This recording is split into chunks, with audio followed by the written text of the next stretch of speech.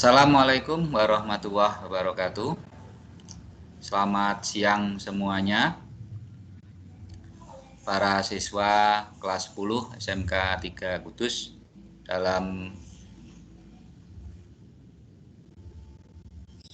pelajaran hari ini, pelajaran sejarah, kita sebelum memulai pelajaran, marilah kita buka dulu, kita awali dulu dengan bacaan basmalah bersama-sama. Bismillahirrahmanirrahim. Selamat siang semuanya.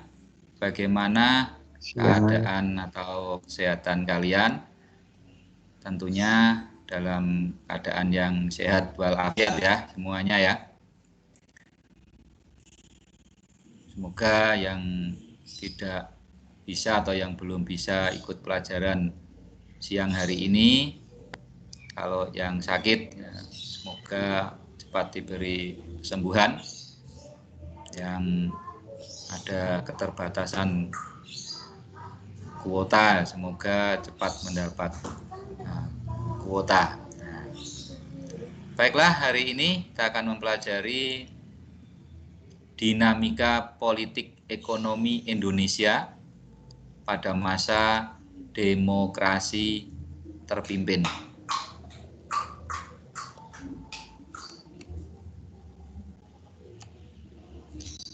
Ada beberapa hal yang akan dipelajari hari ini.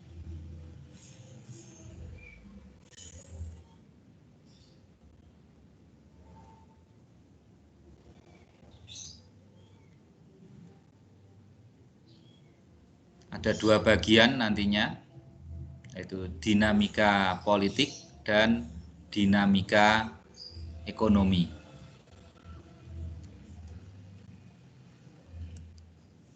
Untuk dinamika politik atau kegiatan keadaan politik Indonesia, yang pertama nanti peristiwa Dekrit Presiden 5 Juli 1959.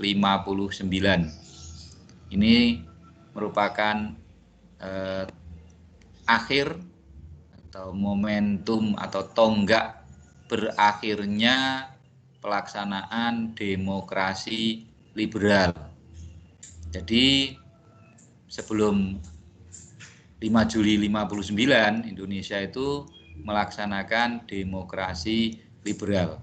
Materi ini sudah saya uraikan, saya jelaskan pada pertemuan yang kemarin.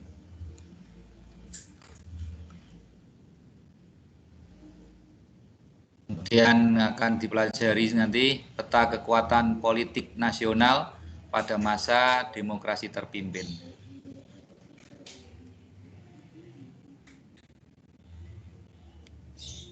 Peranan atau peran Presiden Soekarno di masa demokrasi terpimpin.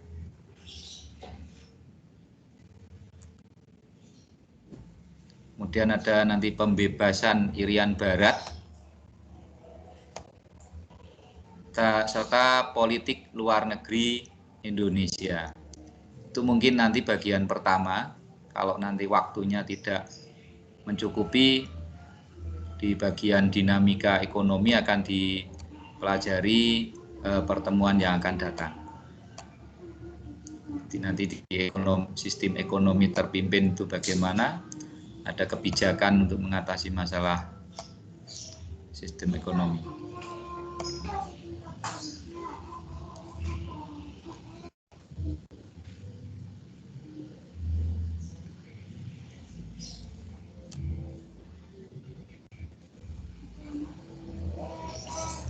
Latar dari kita pelajari itu Dekret Presiden 5 Juli 59. Ya. Ada latar belakangnya. Ya. Yang pertama, konsepsi presiden pada tahun 1957. Ada kegagalan Dewan Konstituante. Kegagalannya apa saja? Kegagalannya adalah tidak berhasil membentuk anggota DPR. Kemudian ada Dekret Presiden 5 Juli 1959. Isinya apa? Dekret Presiden satu, pembubaran konstituante, tidak berlakunya Undang-Undang Dasar 1945 dan berlakunya kembali Undang-Undang Dasar 1945. Ulangi, tidak berlakunya Undang-Undang Dasar sementara 1950 dan berlakunya kembali Undang-Undang Dasar 1945. 3. Pembentukan Majelis Permusyawaratan Rakyat Sementara atau MPRS. Jadi bagaimana ini kok ada pembubaran tidak berlakunya UUD S 1950 dan berlakunya kembali Undang-Undang Dasar 1945. Perlu kalian ketahui, pada waktu Indonesia merdeka, Indonesia segera membentuk Undang-Undang Dasar 1945. Yang berlaku adalah Undang-Undang Dasar 1945. Namun, karena keadaan politik dan keamanan pada waktu itu, Indonesia belum bisa melaksanakan sepenuhnya Undang-Undang Dasar 1945. Akhirnya pada tahun 1950 dibentuklah Undang-Undang Dasar sementara 1950 sebagai landasan pelaksanaan pemerintahan demokrasi liberal.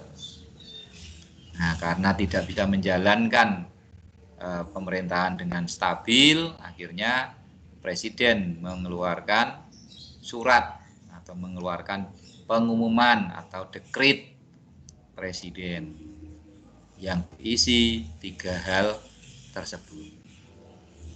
MPRS belum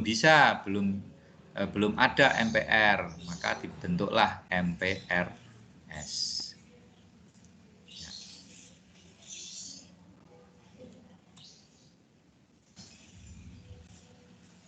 Nah, peta kekuatan politik nasional pada masa itu Presiden Soekarno menyampaikan 5 gagasan yang disebut USDEK, USDEK.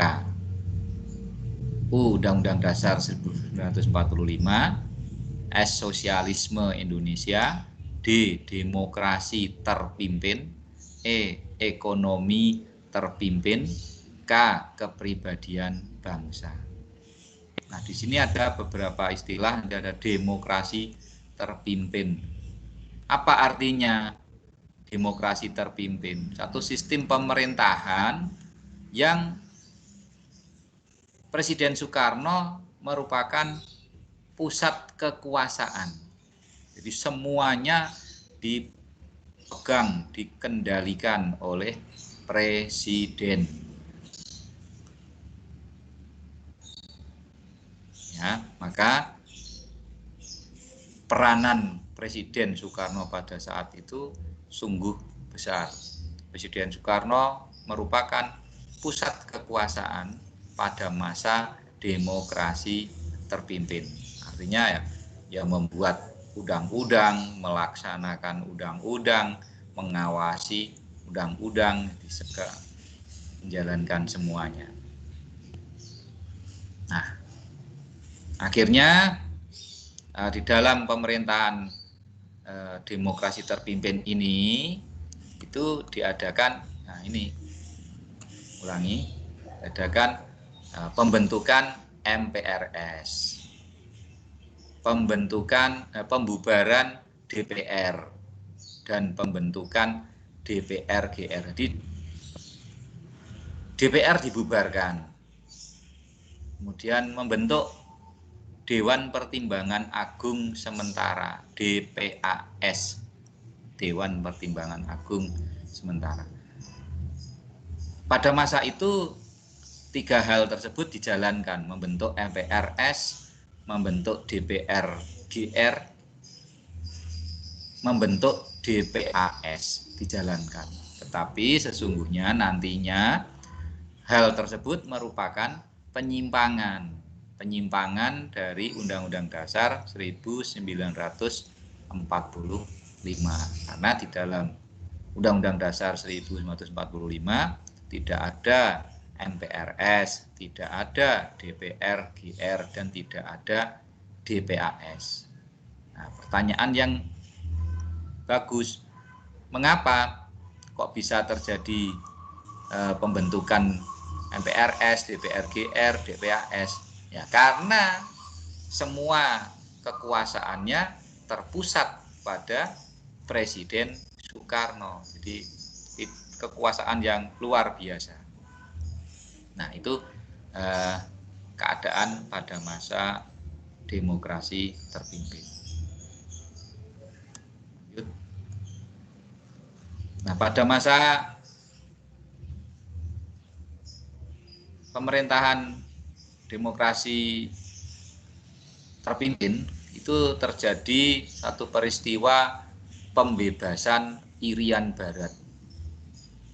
Mengapa bisa terjadi pembebasan Irian Barat? Apakah dulu Irian Barat tidak miliknya Indonesia? Miliknya Indonesia, wilayahnya Indonesia. Tetapi berdasarkan konferensi meja bundar masih diduduki oleh Belanda dan akan diserahkan kepada Indonesia setelah tahun 1959.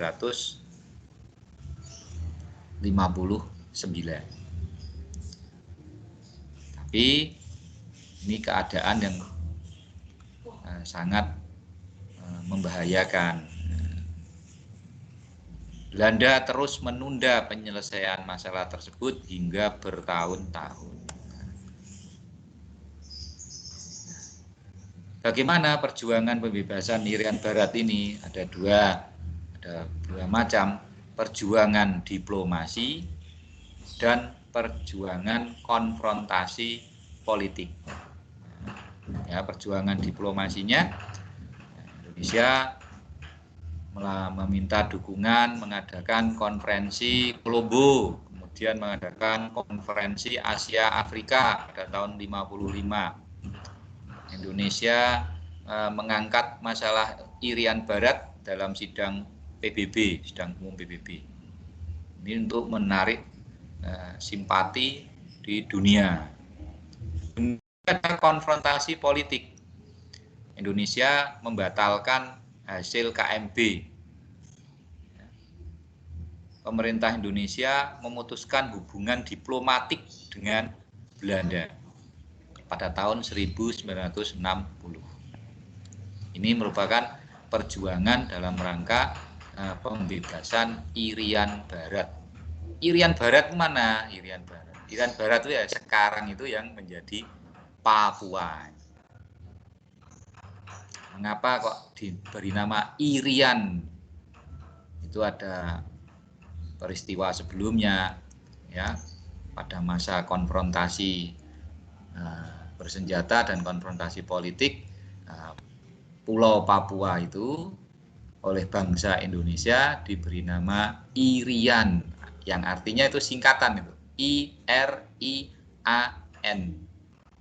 I ikut Republik Indonesia, A anti, N Nederland. Jadi Irian itu akronim atau singkatan dari ikut Republik Indonesia, anti Nederland. Di Nederland Belanda. Nah, itu akronimnya, sehingga nanti setelah perjuangan itu membuahkan hasil, menjadi provinsi Irian Jaya. Kemudian pada masa pemerintahan Presiden Megawati berganti kembali ke nama semula, yaitu Papua, sampai yang sekarang kalian kenal namanya ada Provinsi Papua.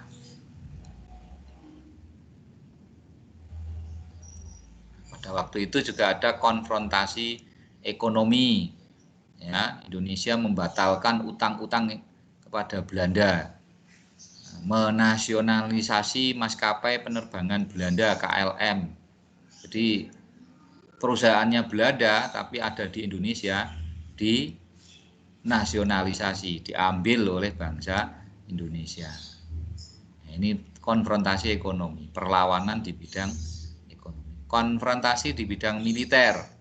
Pada tahun 1961, Presiden Soekarno mengumumkan Trikora, Tri Komando Rakyat. Tahun 62 membentuk Komando Mandala Pembebasan Irian Barat. Pasukan TNI dikerahkan melalui operasi militer di wilayah Irian Barat. Ini untuk menunjukkan pada dunia bahwa Indonesia itu sungguh-sungguh dalam mempertahankan wilayah kesatuan Republik Indonesia.